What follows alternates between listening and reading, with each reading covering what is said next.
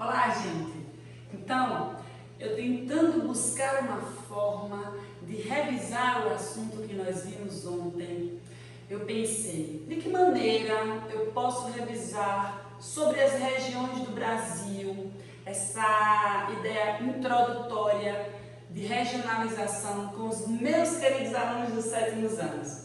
Eu fico aqui só imaginando como é que eles estão agora, sentadinhos na frente do computador, ouvindo Tia Jo falar, impacientes, agoniados. Nossa, eu preferia estar na sala, Tia Jo falando, eu ouvindo com os meus colegas. Mas às vezes, as coisas elas acontecem não da forma que a gente quer, mas da forma que elas precisam acontecer. Esse é um desses momentos, Elas precisam e o ciclo natural da vida tem desses momentos. Então precisamos ficar em casa. Aí eu pensei, preciso buscar uma coisa bem gostosa, bem diferente para você aprender um pouco mais sobre regionalização com Tia Josiane. Então o que eu vou fazer com vocês? Estão vendo aqui em cima da mesa esses ingredientes? Não é à toa. Esses ingredientes é para fazer um bolo. Bolo, Tia Jo? Sim, um bolo. E o que é que um bolo, Tia Jo, tem a ver com o nosso assunto? Tem muito a ver com o nosso assunto. Então, eu resolvi o seguinte: separar os ingredientes que nós vamos usar no bolo.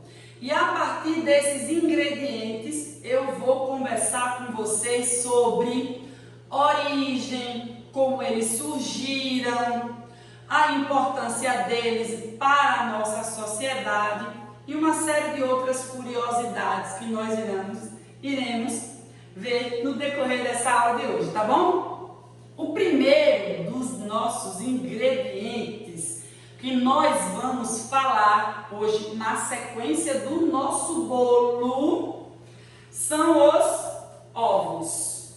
Ovos de galinha, ovos usados na nossa alimentação. Vocês sabiam que o ovo é um dos alimentos mais ricos existentes, pois ele tem diversos tipos de elementos, de substâncias, de proteínas que nós precisamos para nos desenvolvermos? Durante muito tempo, se falou que o ovo era causador disso, causador daquilo, mas os últimos estudos mostram para a gente que o ovo é um dos principais hoje alimentos e de fácil acesso que chega às nossas mesas. Esse ovo que eu estou aqui com vocês é um ovo de capoeira. Existem vários tipos de ovos: o ovo de granja, o ovo de capoeira, o ovo da galinha silvestre, mas o nosso ovo de capoeira, que é esse aqui. O que é que tem nele, professora? Como é ele?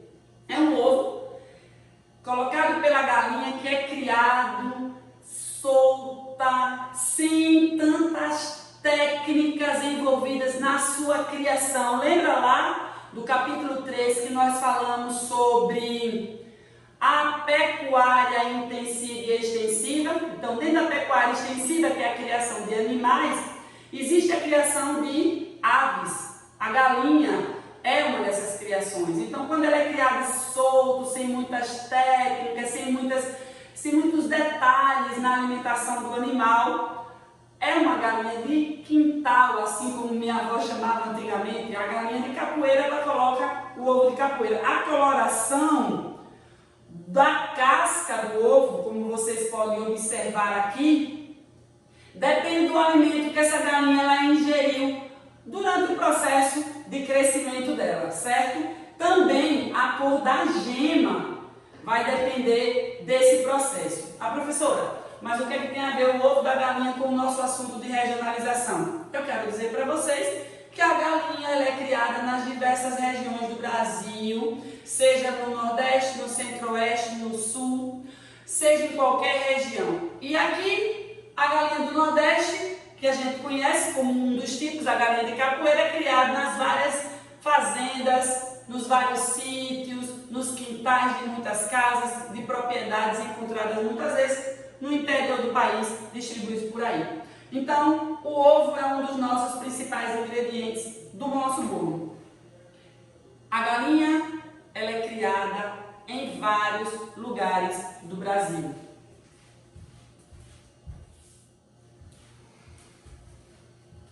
Para que a gente comece a usar o nosso ovo, eu quero dar uma dica para vocês.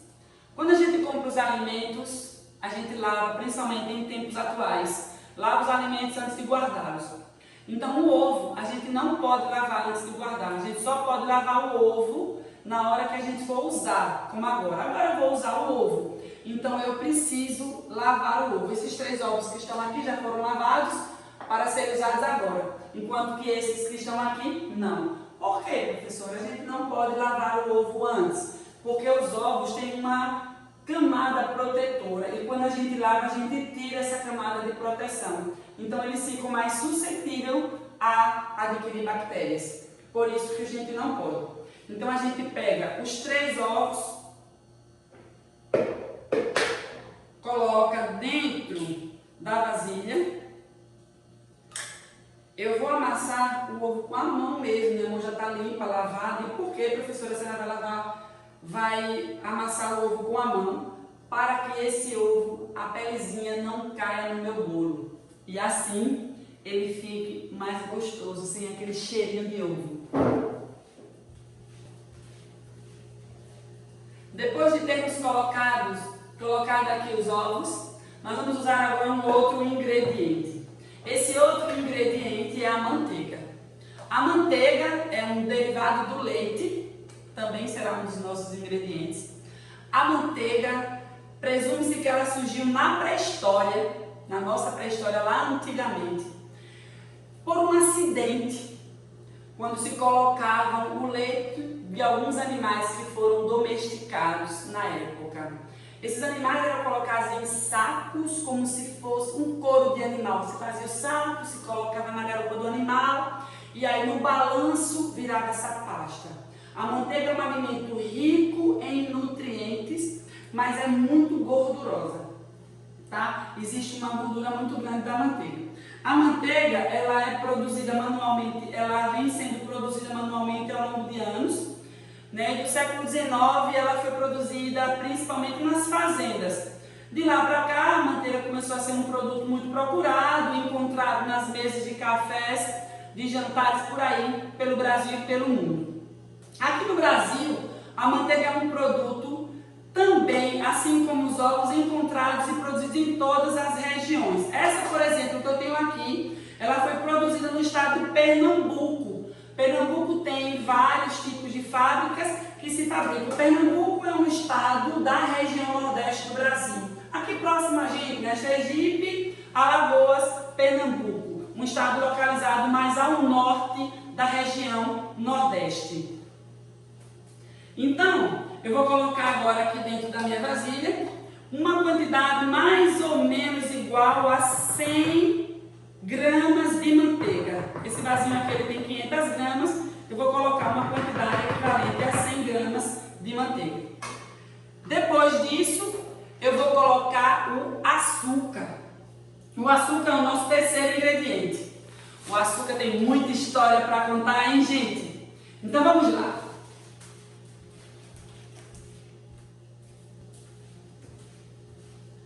Após ter colocado a manteiga, para produzirmos o nosso bolo, eu vou usar agora o açúcar. O açúcar, esse açúcar aqui é o cristalizado, vou dar uma lidazinha, tá? Ele tem uma substância chamada de triboluminescência. O que é isso, professora? É uma substância que quando o açúcar entra em atrito, ele dá uma certa luminosidade, ele brilha. A gente vê esse aspecto brilhoso nos doces, nos alimentos.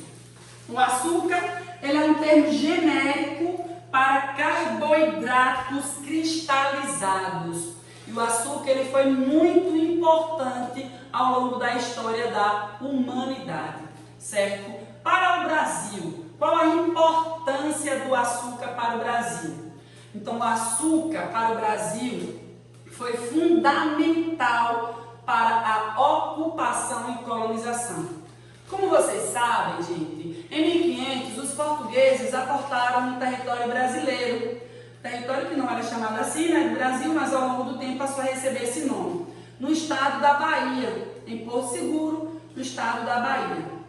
Então, o que aconteceu? Durante os primeiros 30 anos, o Brasil praticamente recebeu visitas, ocupações não existiam de fato. Vieram vários tipos de caravelas, mas para conhecer, explorar, vigiar o território brasileiro. E somente a partir de 1532 é que Martim Afonso de Souza aporta no Brasil com a expedição colonizadora. E em 1534 ele começa justamente a produção de açúcar no Brasil.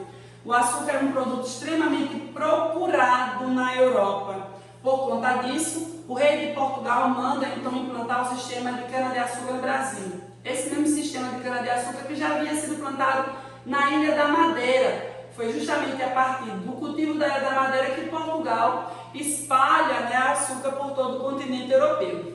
Então, chegando no Brasil, o açúcar ele é plantado nas diversas capitanias hereditárias, mas prosperando principalmente em duas áreas. Na capitania de Olinda, né, Pernambuco, e se espalhando por toda a parte do litoral do Nordeste, entre a Bahia e Pernambuco, que a gente chama de região de Zona da Mata, e também no litoral da capitania de São Vicente, conhecida hoje como estado de São Paulo.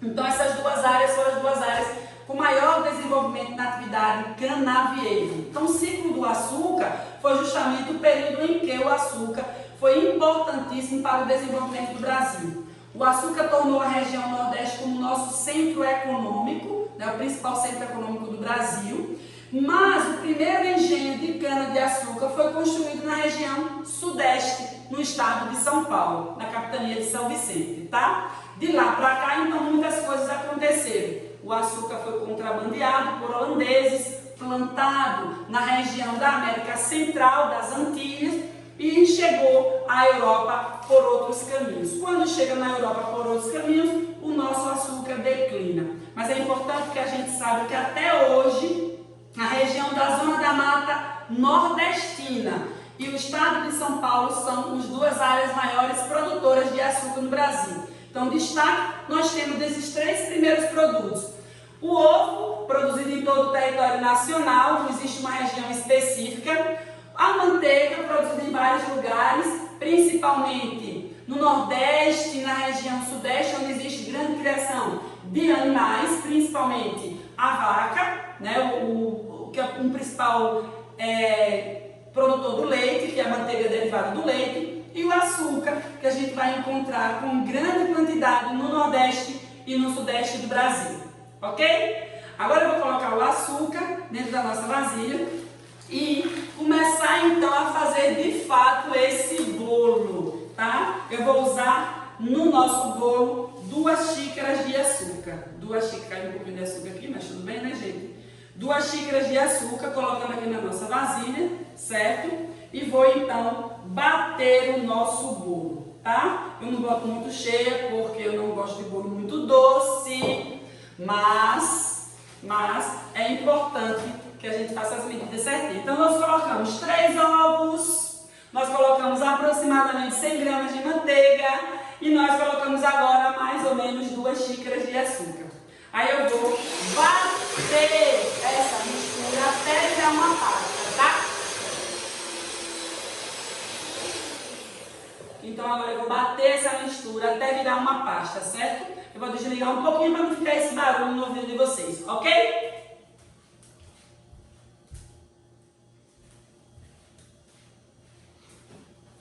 Então, gente, feito essa massa cremosa, nós vamos usar mais outro ingrediente, né? É importante ressaltar os 3 primeiros produtos que nós usamos nessa mistura. Nós usamos o ovo, que é produzido, né, de diversas formas, em granjas, com a galinha espalhada de maneira extensiva pelas propriedades rurais, extremamente rico em proteína, um alimento muito presente no nosso dia a dia. Colocamos a manteiga, que é um derivado do leite, extremamente gordurosa, um produto também muito usado e bastante antigo, datado lá da pré-história. e o açúcar. O açúcar que nos cabe ressaltar um pouco a sua história e a sua importância aqui no território brasileiro. O açúcar ele foi fundamental no nosso processo de colonialismo, quando o Brasil se tornou uma colônia de Portugal. O seu principal produto foi a cana-de-açúcar. A cana-de-açúcar que é usada para a produção do nosso açúcar e também do etanol, além de outros tipos de produtos. Com a cana-de-açúcar chegando no Brasil, a partir de 1532, colocado aqui por Martim Afonso de Souza, a colonização do Brasil começa de fato, a ocupação do Brasil começa de fato. E a cana ela é inserida no Brasil, tanto na região Nordeste, como também na capitania de São Vicente, no estado de São Paulo. Duas dessas áreas, aliás, essas áreas extremamente produtoras e produtivas com relação à cana-de-açúcar, que até hoje perdura, Até hoje perdura a produção de cana-de-açúcar na zona da Mata Nordestina e no estado de São Paulo. Então é importante que a gente ressalte essa importância que o açúcar teve nesse processo do colonialismo brasileiro, no processo de escravidão, porque foi para trabalhar na cana-de-açúcar que muitos escravos foram trazidos da África, introduzidos aqui no Brasil, esses mesmos escravos que junto com os portugueses e os indígenas formaram a população brasileira, e também nos processos de migrações internas, domésticas e migrações internacionais. Nas internacionais, várias pessoas da Europa e de outras partes vieram para o Brasil nesse processo de atividade canavieira. Não só os escravos que também vieram de outras partes, mas também muitos europeus, principalmente os portugueses. E as migrações domésticas nesse processo de ir e vir internamente, seja no mesmo estado, na região Nordeste, no interior para o litoral, ou de uma região para outra. Claro que não foi tão intenso quanto outros tipos de migrações, como o ciclo da borracha e da industrialização, mas foi sim um principal motivo para essa movimentação interna no interior do Brasil. Agora a gente vai dar continuidade usando o nosso próximo ingrediente, que é a farinha de trigo.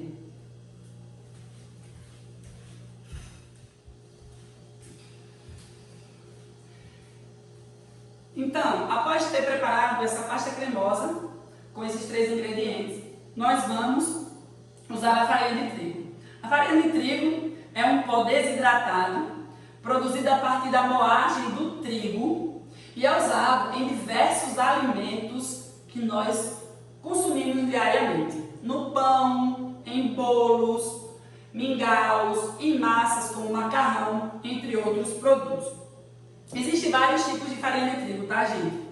E essa moagem é feita a partir do grão sem a utilização da casca. É uma farinha que tem grande quantidade de amido e também tem grande quantidade de proteínas, no caso o glúten. Inclusive, pessoas intolerantes ao glúten não podem comer comidas que tenham a farinha de trigo. O trigo é uma gramínea cultivada no mundo inteiro. Ela chegou ao Brasil a partir de 1534, começou a ser utilizada para diversos fins. Então, e foi justamente na mesma capitania que teve o primeiro engenho de cana-de-açúcar, foi na capitania de São Vicente. Em São Paulo, o trigo foi introduzido, na capitania de São Vicente, São Paulo. O trigo foi introduzido no Brasil. Mais tarde, ele migrou para o sul, porque ele encontrou na região sul algumas características naturais bem favoráveis ao desenvolvimento deles. E por falar em características naturais, vamos fazer aqui um paralelo dos 2 produtos, açúcar e trigo. Enquanto que o açúcar encontrou solos, climas adequados na região Nordeste para o seu desenvolvimento, o trigo encontra essas mesmas características na região Sul, onde ele se espalha no território brasileiro. O trigo ele se espalha pelo Brasil pós Segunda Guerra Mundial, passou por várias etapas até o desmembramento da fronteira agrícola. Com esse desmembramento da fronteira agrícola, o avanço da fronteira agrícola, principalmente na região centro-oeste, o trigo ele passa a se espalhar por várias áreas do território brasileiro. Então hoje a gente pode dizer que o trigo ele é comum na região sudeste, na região sul, na região centro-oeste, até no nordeste. Em várias partes do Brasil existem cultivos de trigo, sendo que os principais produtores de trigo hoje são a região sul e a região centro-oeste. Aí nós vamos agora colocar essa quantidade de farinha, que é o equivalente a 3 xícaras na nossa massa, e a gente vai bater até homogeneizar essa massa, ok?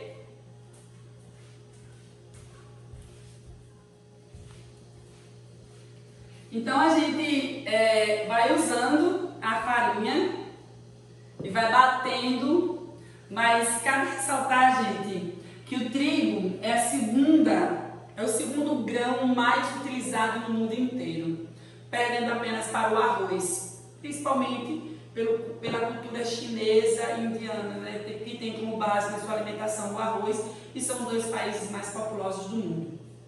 Como eu falei para vocês, aqui no Brasil ele começa a se espalhar devido a incentivos governamentais para que haja uma maior produção desse grão. Um grão que é bastante utilizado em diversos tipos de produtos, certo?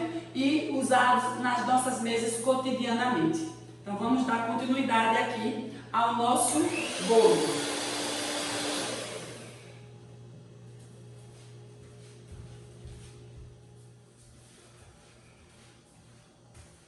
Após termos colocado toda a farinha de trigo no nosso recipiente e termos batido até ficar uma massa bem consistente, a gente vai acrescentar aos poucos o leite.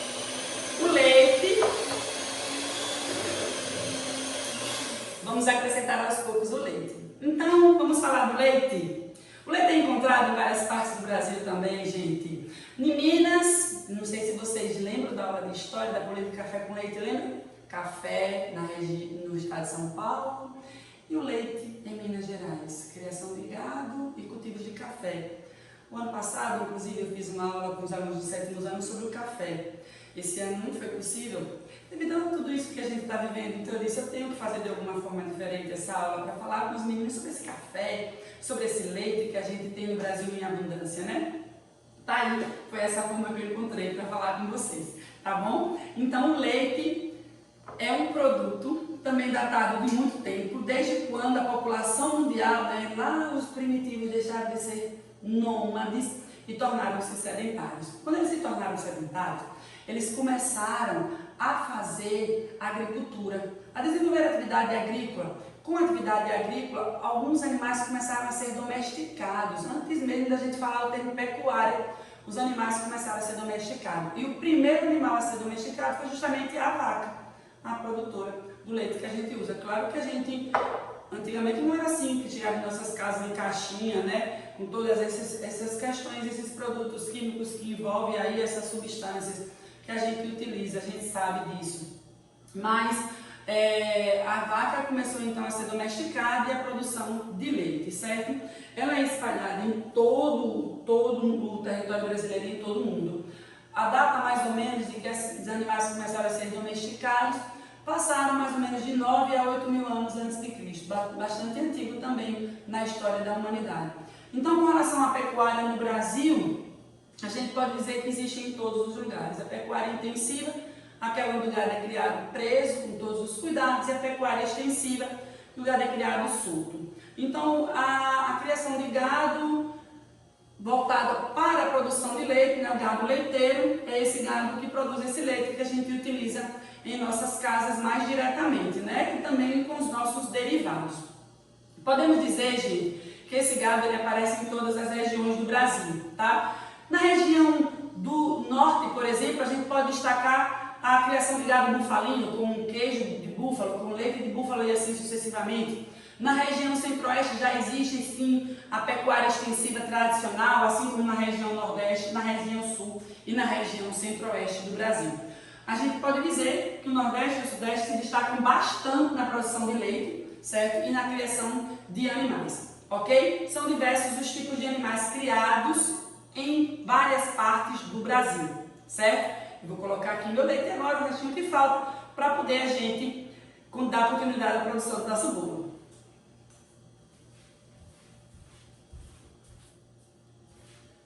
O nosso próximo ingrediente é o sal. Professora, a senhora usa sal no bolo? O bolo é doce. É um bolo doce, sim. Vocês viram que eu coloquei 2 xícaras de açúcar. Coloca assim uma pitadinha de sal, um pouco de leite, tá?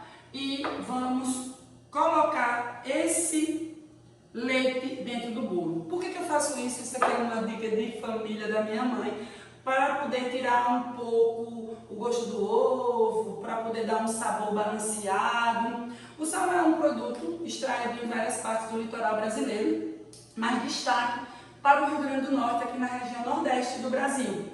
É um produto natural, né? Mineral, e é fundamental para o nosso organismo. Sabia disso? O nosso organismo precisa de sal para estar tinindo, para estar jóia. Então, o que acontece é o excesso. Com o excesso é que não podemos viver bem. O excesso de sal ele provoca diversas doenças no nosso organismo, a exemplo, né, da pressão alta. Então é preciso que a gente tenha cuidados ao ingerir o sal nos nossos alimentos. Então o sal é colocado uma pitadinha dentro do nosso bolo. O sal é um produto natural, mineral, extraído em várias partes do litoral brasileiro, do oceano, das águas oceânicas, e aqui na região nordeste é onde ele se destaca mais. Além do sal, nós temos também o nosso fermento. O fermento é o que vai dar, digamos assim, aquele aspecto mais fofo do bolo. Ele vai fazer com que o bolo inche. O fermento é um produto, né, químico feito a partir de bicarbonato de sódio com ácido.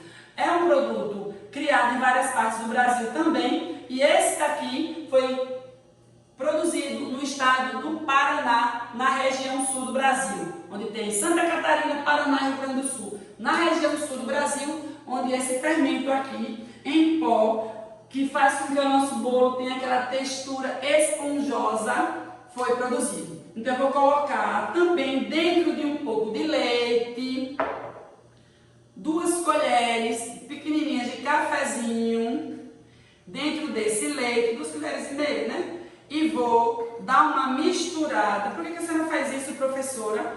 Para ver se esse fermento está bom. Aí eu coloco esse fermento no meu bolo, ok? Vou misturar e vou colocando bem de perto. Vejam como o fermento ficou. Então agora eu vou colocar o fermento dentro do bolo, tá vendo? Vou colocar o fermento dentro do bolo, parecendo uma nuvem. Por isso mesmo que ele dá esse aspecto esponjoso, certo? Depois eu coloco ele dentro do bolo e com uma colher, já não uso mais a batedeira, eu vou misturar a massa do meu bolo a esse fermento, ok? Então, gente, o bolo já está quase pronto, certo? O bolo já está quase pronto. E o que é que eu vou fazer agora que o bolo está misturado, gente? Eu vou untar a minha forma. O que é untar, professora, a forma? Eu vou passar manteiga na forma, vou ligar o forno, misturar, colocar o bolo na forma e botar para assar, tá bom?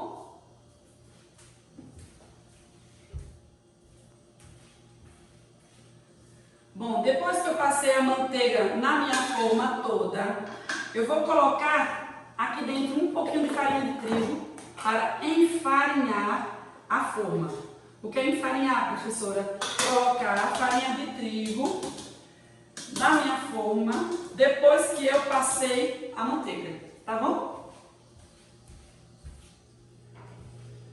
A forma está enfarinhada, untada, meu bolo está pronto, eu despejo dentro da minha forma.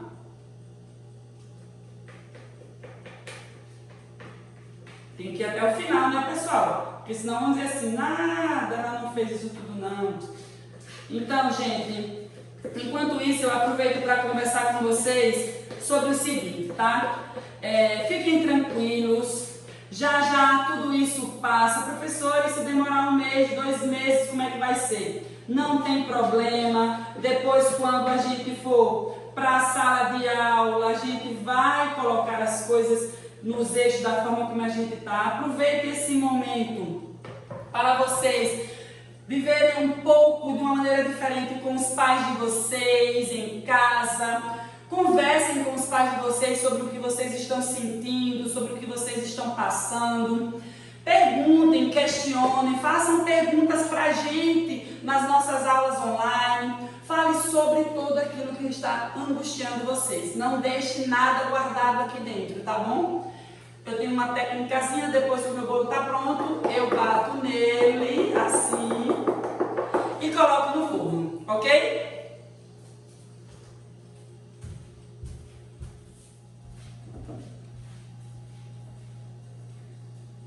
Então, gente, depois que eu bati no forno, na forminha que eu bati, vou colocar aqui ao forno. Como eu falei para vocês, um pouquinho antes de terminar o bolo, eu liguei o forno para deixar ele um pouquinho pré-aquecido. Coloquei aqui 60 minutos, numa temperatura entre 180 e 200 graus, tá? Então fiquem em paz, fiquem com Deus e até a próxima. Assim que o bolo estiver pronto... Olha, pessoal, o bolo no forno, tá? O bolo no forno. Uma outra dica para vocês passarem para as mães de vocês é que não pode abrir o forno antes de pelo menos 30 a 40 minutos de bolo assando. Eu coloquei 70 minutos no botão, como vocês podem perceber já está em 50, ou seja, tem 20 minutos de bolo assando. Daqui a pouco eu já abro o forno para olhar se o nosso bolo já está assado, ok? Temperatura aqui, como vocês podem ver, próximo dos 200 graus, tá? Já vou mostrar para vocês como ficou e vou acompanhar com um cafezinho, lembrando que o café é uma das principais atividades econômicas, né, do período lá pós-mineração no Brasil. Pronto? Gente, já temos 45 minutos de bolo, ok? Então eu vou abrir o forno. Quem for fazer, muito cuidado, peça ajuda a um adulto, tá? E depois que abre o bolo, depois de 45 minutos, pode olhar, a gente pega um palito ou uma faca, enfia, e se na hora que a gente tirar não sair nada grudado, tá? Ó, nada grudado, o bolo já está pronto, ok? Pronto e fofinho, certo? Aí agora a gente vai tirar o bolo, olhe para aqui o bolo, e vai colocar num espaço para esfriar.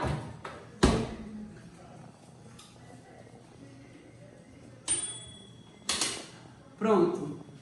Já, quando o bolo estiver frio, nós vamos tomar aquele café prometido para a sala de aula. Pronto, o bolo já deu uma esfriada, a minha mão tá bem limpinha, lavada. A gente vira o bolo, desenforma, tá? E coloca numa vasilha para ser servido. Então, agora, pessoal, nós vamos sentar e tomar aquele cafezinho. Beijo, fiquem com Deus, Deus proteja vocês, cuide dos vovôs, das vovós, dos papais, leiam e estudem. Em breve estaremos juntos. Com aquele abraço apertado, coraçãozinho, sempre desejando o que é melhor para vocês. Até amanhã na nossa próxima aula.